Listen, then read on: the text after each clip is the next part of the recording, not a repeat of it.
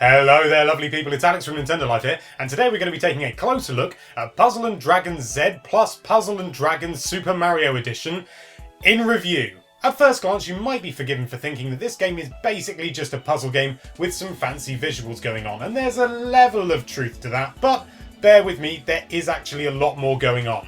You take control of a silent protagonist that you name yourself, and basically the world's going to end and you're the only person that can stop it. It's that typical Armageddon style storyline, it's nothing special. However, the storyline is only a small part of the game, and the gameplay is where things really start to take off. You have to go through what are called dungeons, which are more often than not actually in open air, but you know, just let them have that one. And you have to battle monsters by basically matching 3 in a row. Before you enter any dungeon, however, you have to build up a team of 5 dragons. Now, these dragons are basically a lot like Pokemon. They level up, they evolve, and they're stronger depending on how high they are in evolution or indeed level. It's pretty simple stuff. But when it comes to the actual matching 3 or more in a row, it's a little bit different and it works really well.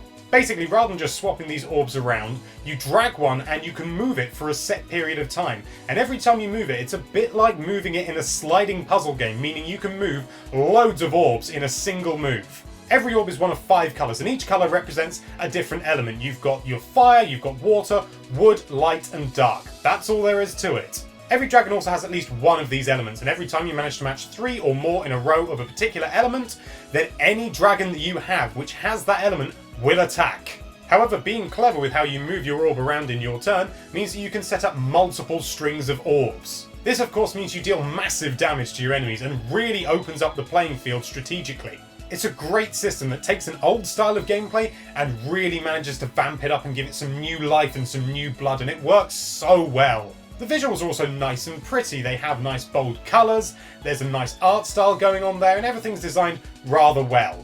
However, the accompanying Super Mario mode is where things start to fall down a bit, which is really disappointing. It's not inherently bad, and the gameplay is basically identical to that of the main game, but it just feels like a reskin. There's nothing unique about it. The character designs are what you'd expect from a Mario game, but the animations are a little bit boring and there's nothing really going for it.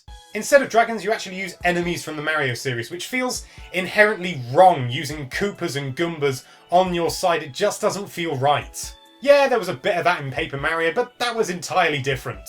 I would recommend dipping into the Mario mode every so often for a bit of a change of pace and a change of scenery, but I wouldn't really classify it as its own standalone mode. It just doesn't have enough going for it.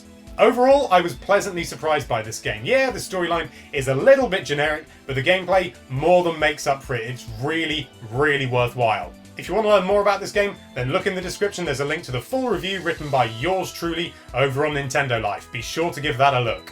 Thank you so much for watching. If you like this video, then why don't you click our brand new Super Mario Edition subscribe button, and be sure to check out nintendolife.com for all sorts of lovely Nintendo related content. Thank you again for watching. Bye bye.